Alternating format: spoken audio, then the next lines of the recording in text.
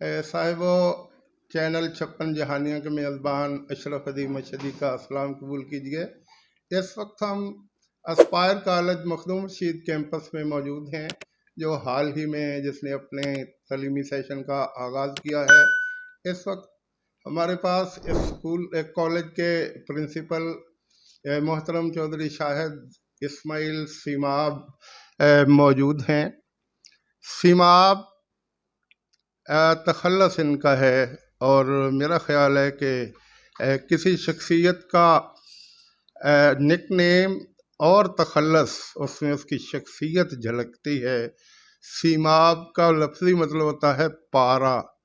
दो चीज़ें ऐसी होती हैं जो अपनी जगह पे ठहरती नहीं है। पारा एक जगह पे ठहरता नहीं है, और जागता हुआ शेर एक जगह पे ठहरता नहीं है।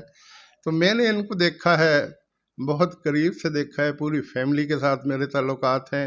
इनके वालिद साहब चौधरी इस्माइल साहब वो टीचर थे, इनकी वालदा टीचर, इनके चाचू चौधरी अब्दुर्रहमान टीचर, चाचू चौधरी मोहम्मद इदरीस मेरे कुलीग रहे, इनके तीन मामू हकीम अब्दुर्रहमान वो टीचर रहे, अब्दुल्ला साहब टीचर रहे, और डॉक्टर अब्दुल हमीद साहब। इनकी एक सिस्टर लेक्चरार हैं, एक सिस्टर टीचर हैं, इनके कज़न अब्दुल मुसव्वर वो टीचर हैं, और इनकी फैमिली के बहुत से और अफराद महकमा तालीम से वाबस्ता हैं। मैंने काफ़ी अर्सा पहले इनके बारे में सुना कि 2 मरतबा एम.ए. इंग्लिश के बाद 2 मरतबा मॉडल हाई स्कूल जहानिया में इनके बतौर SST इंग्लिश ऑर्डर हुए, लेकिन इन्होंने दोनों दफ़ा जॉइनिंग नहीं दी। शायद इनके जहन में था कि ये सीटें, ये गवर्नमेंट जॉब इनके लिए मुनासिब नहीं है। ये आज़ाद माहौल में प्राइवेट सेक्टर में जाना चाहते थे, और अभी तक इनकी यही सोच है।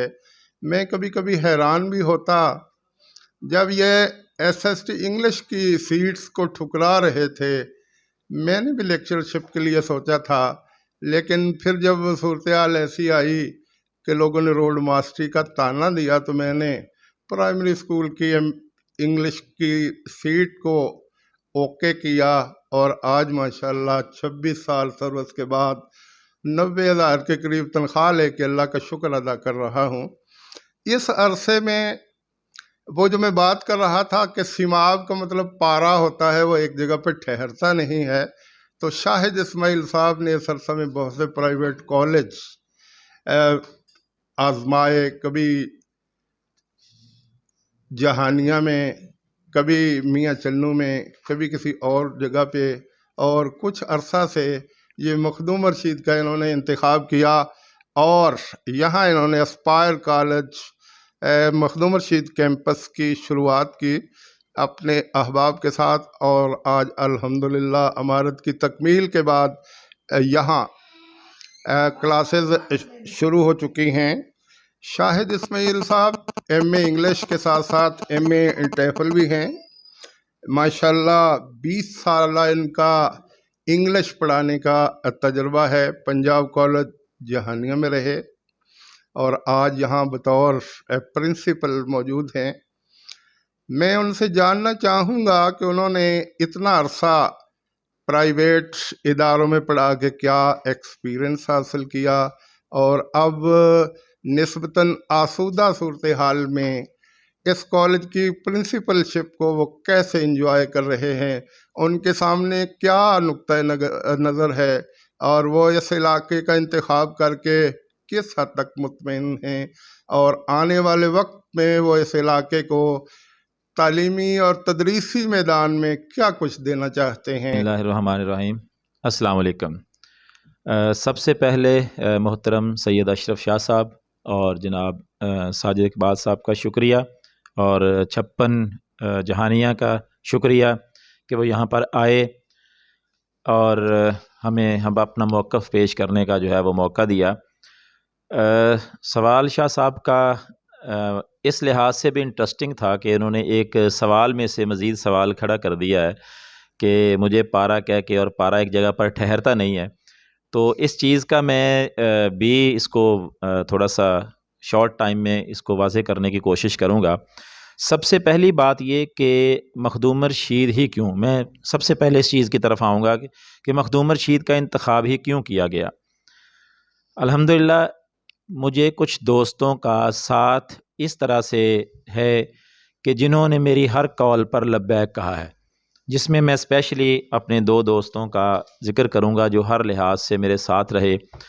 ہمارے ایک وائس پرنسپل ہیں محترم جواد نواز صاحب، کیمسٹری کے ایچ او ڈی بھی ہیں، اور محمد غفران صاحب فزکس کے ایچ او ڈی ہیں۔ تو ایک ٹیم کا، اچھی ٹیم کا مل جانا کسی نعمت سے کم نہیں ہے، جو دوست بھی ہوں اور پروفیشنلی ٹیم کے طور پر کام بھی کریں۔ اور قاری محمد اسلم صاحب کے ساتھ کوئی 25-26 سالہ جو ہے ایک پرانی شناسائی تھی، اور یہ علاقہ ایسا تھا کہ یہاں کے اسپیشل طالبات کو اپنی تعلیمی حصول کے لیے جو ہے وہ جانا پڑتا تھا، ملتان جانا پڑتا تھا، اور اس کے لیے انہیں خاصی تگ و دو کرنی پڑتی تھی، ایکسٹرا ایکسپینسز آتے تھے۔ کچھ علاقے ایسے بیکورڈ شمار ہوتے تھے جہاں تک تعلیم کی رسائی ممکن نہ تھی۔ تو یہ ساری باتیں سوچ کر ہم نے کہا کیوں نہ اس علاقے میں ایسا ایک سیٹ اپ قائم کیا جائے جو اس علاقے کو بھی آگے لے کے آئے۔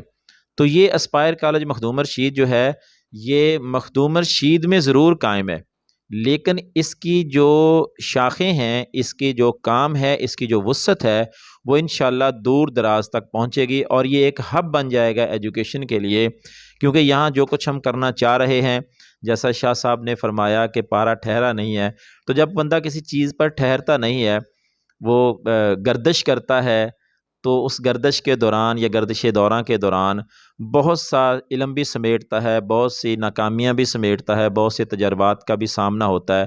وہ ساری انشاءاللہ اس علاقے کے لیے اور اس کے بچوں کے لیے جو ہیں وہ کی جائیں گی۔ 2-4 چیزیں ہیں یہاں پر۔ علاقے میں کالج کی اشد ضرورت تھی، اس کو دیکھتے ہوئے ہم نے جو کالج کی بلڈنگ ہے الحمدللہ اس کو اپنے تئیں بہترین کوشش کی ہے کہ اس کو معیار پر پورا اترے۔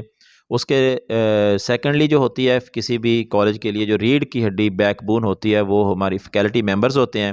تو الحمدللہ ہمیں جو اپنی faculty per we can say کہ we are proud of it, ہمیں ایسے ایک ٹیم ملی ہے انشاءاللہ کہ جو یقینی طور پر ایک ریئل سینس میں ٹیچرز ہیں، اور وہ تعلیم کے فروغ کے لیے کوشش کریں گے۔ تیسرا پوائنٹ جو ہماری ایک اسٹرینتھ ہے وہ ہے اس کا ایگزامینیشن سسٹم اور ٹیسٹ سسٹم۔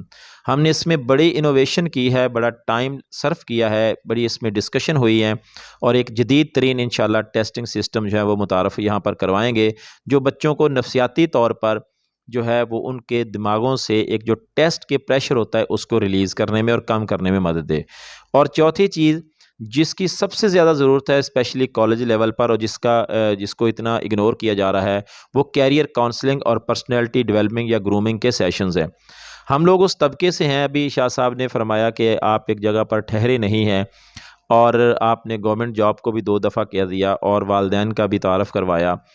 تو اس میں تھوڑا سا پرسنل ٹچ ہے، لیکن میں چونکہ سوال آیا ہے تو جتنی شدت سے اور تجسس سے سوال کیا گیا ہے اس کا جواب دینا بھی فرض ہے۔ تو وہ والدین کی بھی گورنمنٹ جاب تھی، ارد گرد احباب کی بھی گورنمنٹ جاب تھی۔ جاب کا مقصد صرف ارننگ نہیں ہوتا، بس ایک دماغ میں ایک سیٹسفیکشن، ایک لیول نہیں تھا کہ ایک ہی سرکل میں رہتے ہوئے صبح دوپہر شام ایک ہی طریقے سے کام کیا جائے۔ تو یہ ایک غلط فیصلہ تھا یا صحیح تھا؟ تو میں اکثر اپنے دوست احباب سے کہتا ہوں کہ ابھی تک میری جو زندگی کے جو شب و روز گزر گئے ہیں، ان سالوں میں ابھی تک مجھے اپنی اس غلطی کا ایک دفعہ بھی احساس نہیں ہوا کہ میں نے کوئی غلط فیصلہ کیا ہے۔ اس میں سرو کرنا مقصد تھا، تو اس میں پرائیویٹ سیکٹر میں ایک بات ضرور ہوتی ہے کہ وہ آپ کو ہمیشہ ینگ رکھتی ہے۔ اس میں کمپٹیشن ہوتا ہے، آپ بھرپور طریقے سے اپنی جو صلاحیات ہیں وہ اس کو پروان بھی چڑھا سکتے ہیں۔ ایسا نہیں ہے کہ گورنمنٹ سیکٹر کے جو ٹیچرز ہوتے ہیں وہ صحیح کام نہیں کرتے، ایسا قطعی طور پر مقصد نہیں ہے۔ میں نے بھی کچھ اپنی زندگی میں محرومیاں دیکھی ہیں، اور وہ محرومیاں صرف یہ financial in terms of finance نہیں ہے، بلکہ کچھ ایسی بھی ہوتی ہیں۔ اگر میں بطور اسٹوڈنٹ دیکھوں تو آج بھی میں اکثر اپنے اسٹوڈنٹس کو کہتا ہوں کہ بیٹا مجھے تو جب 35 سال عمر ہو گئی تھی تو مجھے تب پتہ چلا کہ پڑھنا اور پڑھانا کسے کہتے ہیں۔ تو یہی چیز دیکھتے ہوئے ہم نے سوچا کہ کیوں نہ اسٹوڈنٹ کو وہ چیز دی جائے جو کالج لیول پر ضروری ہوتی ہے، اور وہ ہے وہ کیریئر کاؤنسلنگ، جس میں مضامین کا درست انتخاب، جس میں بچے کے اندر سے ایک بے یقینی، ایک خوف کا خاتمہ کیا جائے۔ ہم انشاءاللہ اس کیریئر کونسلنگ کو اور ان چیزوں کو اپنے پلیٹ فارم سے جو ہے وہ ایک ریگولر جو ہے اسے آرگنائز کریں گے، تاکہ بچے کی ایک جو شخصیت ہے وہ صرف ایک گریڈنگ کی حد تک محدود نہ رہے، وہ صرف رٹا لگا کے نہ رہے۔ ایسا کیوں ہوتا ہے کہ ایک بچہ ایف ایس سی میں 1000 پلس یا 1050 کے قریب نمبر لے کر بھی ایم ڈی کیٹ میں یا یونیورسٹی میں کسی بھی اچھے ٹیسٹ کے لیے کوالیفائی نہیں کر سکتا، اور بار بار وہ کوشش کر کے پھر ڈپریشن میں چلا جاتا ہے؟